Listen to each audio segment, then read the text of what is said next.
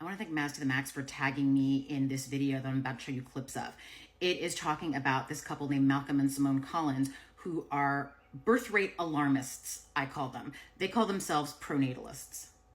But they're two of a growing number of influencers I'm seeing on YouTube and other places that claim to be middle of the road, reasonable, don't support religious conservative ideology, but are advocating for the exact same ideas as those groups do, as this creator who made this video says.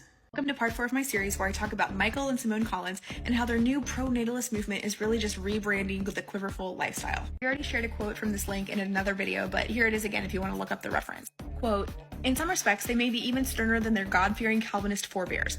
Childbearing is natural for women," they write in their book. "There's no reason to exaggerate its difficulties." And this is like a direct quote from them. Quote, "In our house, having kids is just part of the yearly routine. While Simone is appreciated for it, she never hints that it would be justified for her to use pregnancy or childbirth as an excuse to step back from work. The productive glorification of motherhood requires never giving in to society's tendency to conflate gratitude and approval with justification to whinge, whine, indulge, or lean out." Let's just all let that sink in for a moment. They're saying that yes, motherhood is hard, but women have to. They have to. And despite how difficult and grueling it is, they are never allowed to complain or opt out. Now, I'm going to be talking about another creator who does a similar thing in the coming weeks. I'll give you more information about that later.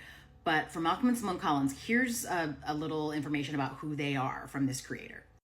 I believe people like this are among the most dangerous because they're young, they're educated, they're sophisticated, and on the surface, it does not seem like their ideas are harmful, patriarchal, racist, or anything like that.